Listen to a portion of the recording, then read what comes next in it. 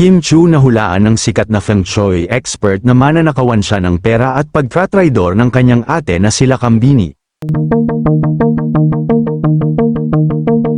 Tila nagkatotoo ang hula kay Kim Chu ng isang sikat na Feng Shui expert na si Johnson Chua. Way back last year ay nagpabasa si Kim kay Johnson Chua ng kapalaran nito sa kanyang Year of the Horse.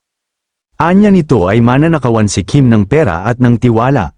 Dito ka mas kikilabutan dahil nahulaan din ito ang sa ate ni Kim na sila Kambini kung saan mag-iingat raw siya dahil mawawalan siya ng pera.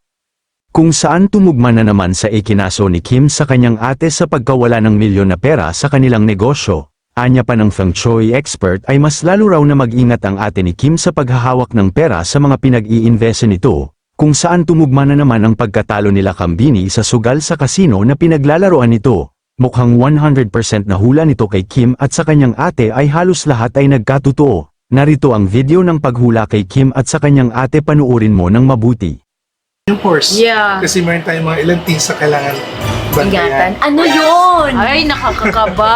Ayoko naman yan. Yun. Ito na naman ang Ito, libro. alam mo, nagiging totoo yan eh, yung mga sinasabi ni Johnson. Ano mga iingatan? Okay, yeah. So far, no, yung, number one ingatan talaga natin ng horse is that meron kasing robbery star ang horse. Ang problema kasi when you talk about robbery, hindi lang naman pera ang ninanakaw. Pwede ang trust. Ay! Diba? Yung mga ganun Oh klase. my God. Anong tiwala ang mananakaw sa akin? Tapos also mga traitors and backfighters, we also need to be careful din. Mga user, yung mga ganun siya. Maraming ganun ngayon. So kaya medyo maingat ka lang. Shucks, magkakaroon pala ako this year ng trust issues.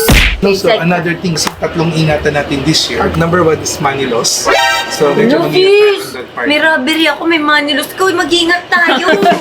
Magkandado muna tayo sa bahay. Number one siguro, when you talk about money loss kasi, hindi lang naman siya yung sa spending, but sometimes kasi baka wrong investment. Okay. Okay, so wag lang din tayo masyadong mga high-risk investment.